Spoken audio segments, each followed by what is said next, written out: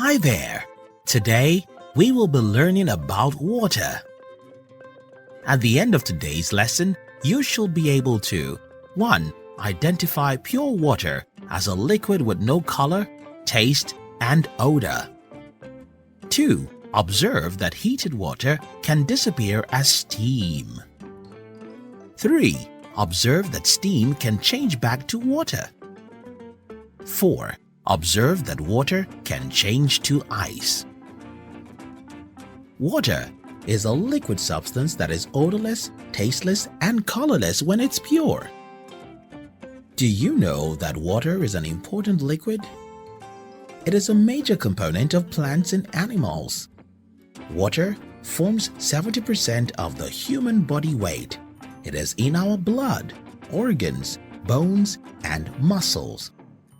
Substances like groundnut oil, kerosene, palm oil, soft drinks are all liquids. They are all different from water in color, taste, and smell. There are 3 forms of water. 1. Solid. 2. Liquid. 3. Gas. Let us talk about evaporation. Evaporation is the process by which a liquid substance gradually changes into its gaseous form.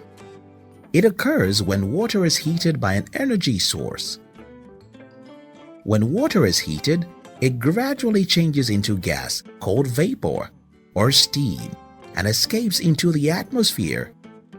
When this happens, we say water evaporates. During the dry season, some rivers and streams dry up. This is because the sun is heating up the river, thereby evaporating its water content. The water content evaporates into the atmosphere when heated by the sun. When you stay or run in the sun for a long time, your body is heated up and water is released as sweat. This is the way water evaporates from our body. Some factors that cause liquid to evaporate are 1. Heat. 2. Wind. 3. Large surface area. Now, let us learn about condensation. Condensation is the process by which vapor changes back to water when it comes in contact with a cooler surface. It is the opposite of evaporation. Do you know how water turns to ice? You are right. This process is known as freezing. Freezing is the process by which water turns into solid from a liquid state. For water in the liquid form to change to ice, the temperature must be as low as 0 degrees centigrade. An electric device that does that is a freezer. Water is an essential liquid needed for all living organisms to survive. We can classify the sources of water into 2, namely natural sources. For example, rivers, streams, oceans, seas, etc. Number 2, man-made sources.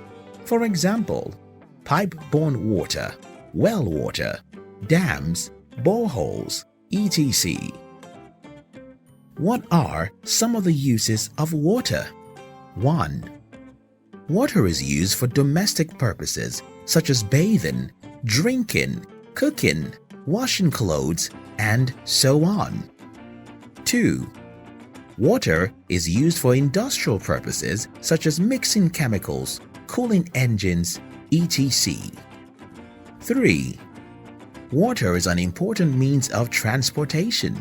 Canoes, ships, and boats move on water. 4. Water is a major component of plant and animal body weights. 5. Water is also used for agricultural purposes. Our crops need water to grow and survive. 6. Water helps our body to digest food. 7. Some organisms like fish, crabs, crocodiles live in water. I am sure you now know more about water and its numerous uses. Great job! Let us go over it again. Water is a liquid substance that is odorless, tasteless, and colorless if it is pure. Evaporation means the process of a liquid substance gradually changing into its gaseous form. Water can be in 3 forms: solid, liquid, and gas. Some factors that cause evaporation include heat, wind, and large surface areas. Water is said to have condensed when water vapor comes in contact with a cooler surface. Freezing is a process by which water turns into solid from a liquid state. Water is essential for domestic uses, medical uses, industrial uses, and agricultural uses. Now that you have learned about water, here's a little classwork for you. 1. Mention 3 states of water. 2. State one change that would be observed when water is heated. 3. What is condensation? 4. How do we know that water is pure? 5. State 5 uses of water.